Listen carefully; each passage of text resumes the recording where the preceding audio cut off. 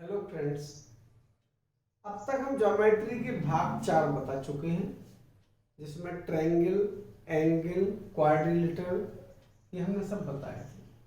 आज हम चैप्टर बदलते हैं और आज हम फिर आपको ले चलते हैं रूल्स ऑफ अलजेब्रा,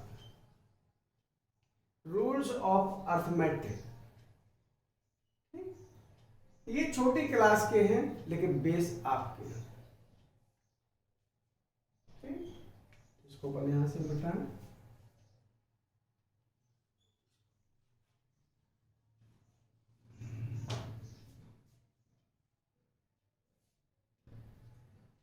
इसको ऊपर लिख लें रूल्स ऑफ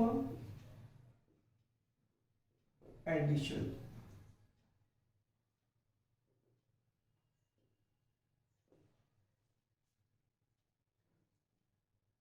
एडिशन मीन्स जोड़, सम मीन्स जोड़, दोनों एक ही जैसी चीजें हैं।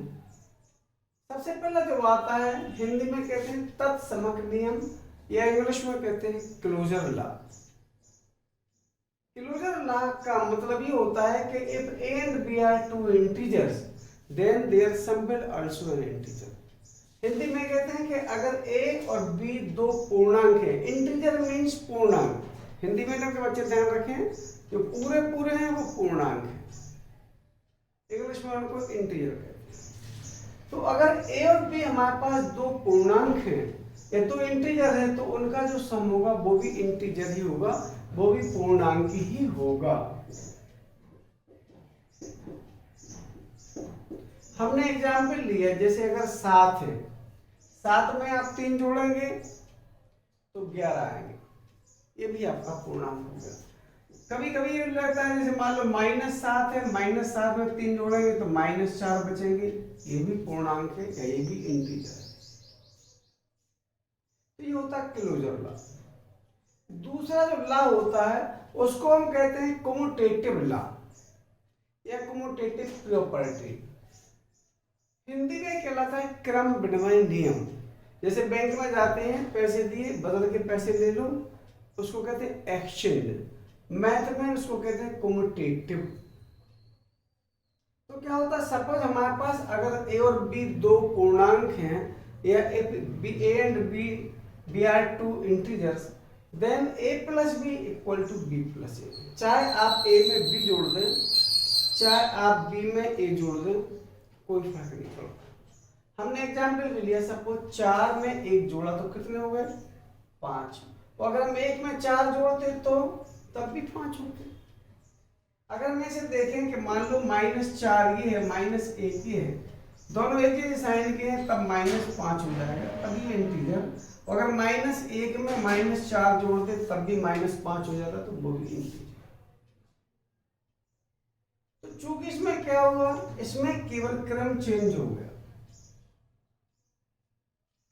ए आगे था, ए पीछे पहुंच गया, बी पीछे था, बी आ गया, क्रम चेंज हो गया, इसलिए इसका नाम हो गया commutative law of addition.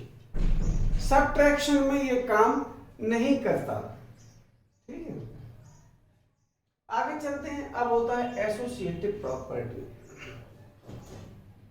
Hindi में इसको कहते हैं साहचर्य नियम। इसमें 3 पूर्णांक होते हैं, साहचर्य नियम में 3 पूर्णांक जरूरी है। तो अगर मान लो हमारे पास a, b और c 3 पूर्णांक हैं, तो अब अगर हम देखें तो हमें a, b, c को जोड़ना है, तो आप पहले a प्लस b को जोड़ लो, या पहले 2 को जोड़ लो, फिर जो उनका ये होगा इसमें तीसरे को जोड़ लो, या पहला छोड़ दो, बीच वाले जोड़ लो, लास्ट के 2 जोड़ लो। ठीक, तो इसका मतलब ये है कि इसमें हमें 3 मस्ट हैं साहचर्य नियम में या कम्यूटेटिव लॉ में। हमने लिया है, जैसे मान लो हमें 3, 2 और 4 को जोड़ना है, 2, 3, 4 को जोड़ना है, तो पहले हमने 3, 2 को लिया तो कितना आया 5, और फिर 4 जोड़ेंगे तो 9। ऐसे ही अगर हमने 3 छोड़ दिया और फिर 2, 4 को ले लिया तो 2, 4, 6, पहले ब्रैकेट वालों से निपटते हैं, बाद में बाहर वालों से। 3 + 2 = 5 + 4 9, and 3 + 2 + 4 2 + 4 6 + 3 = 9। Means the property of sum follows associative law। योग का नियम साहचर्य नियम को स्वीकार करता है। अगला आता है एडिटिव आइडेंटिटी। आइडेंटिटी का मतलब होता है जो सबसे छोटी संख्या हो।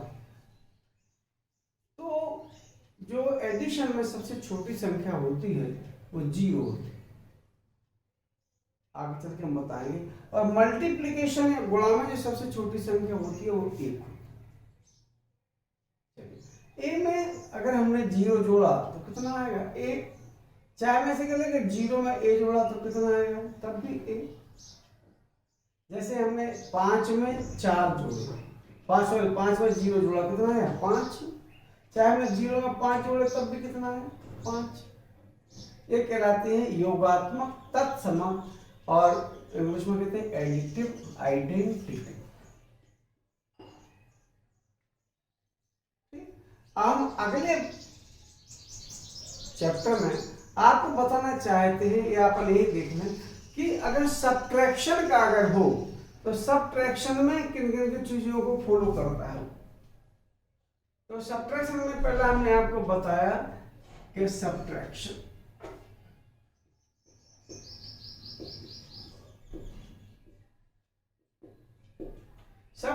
में ये हमारा ये तो फॉलो होगा, a plus B equal to 0 है, तो अगर a माइनस बी भी हम कर दें तो भी ये हमारा इंटीजर ही होगा। सपोज -7 में अगर हमने -3 किए तब भी -10 हमारा, या और देख लें अपन 7 में से अगर हमने 3 माइनस किए तो 4 आएगा, ये भी आपका इंटीजर है। इसका मतलब है कि अगर हमारे पास 2 इंटीजर हों और 2 इंटीजरों का अगर हम डिफरेंस निकालेंगे तो जो भी आएगा वो इंटीजर ही होगा। लेकिन अगर हम इसको देखें कम्यूटेटिव लॉ को, अगर हम देखेंगे कि सपोज अगर हम माइनस कर दें, यहाँ अपन इसको मिटा दें, चलिए थोड़ी देर के लिए।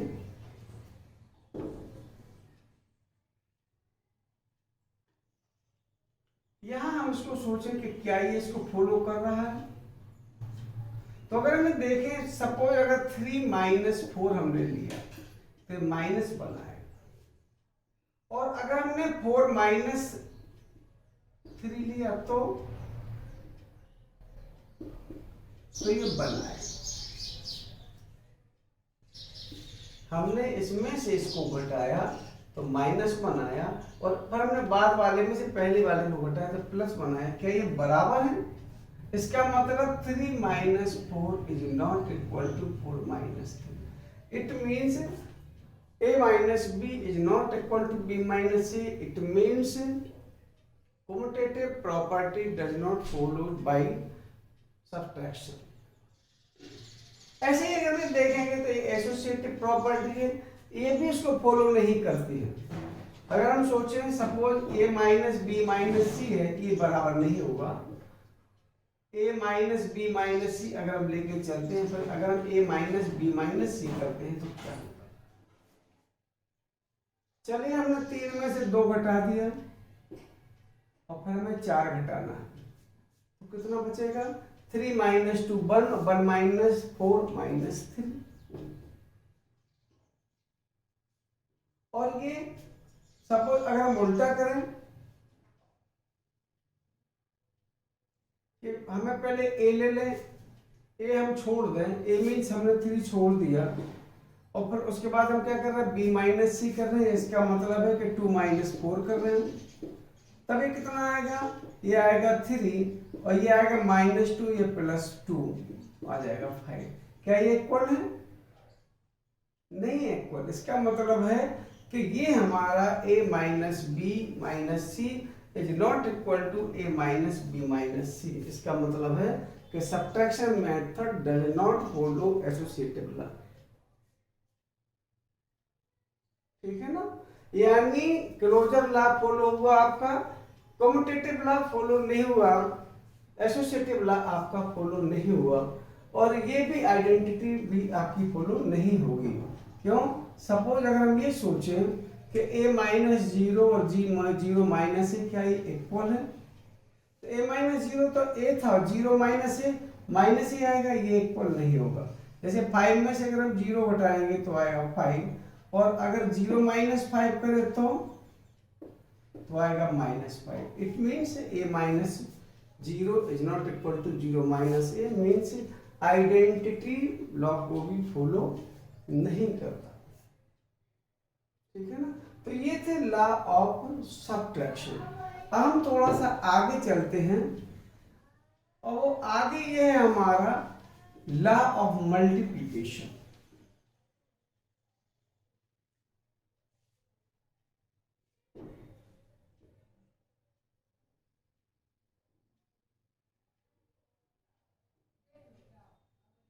चलिए वो अपन अगले चैप्टर में देखते हैं।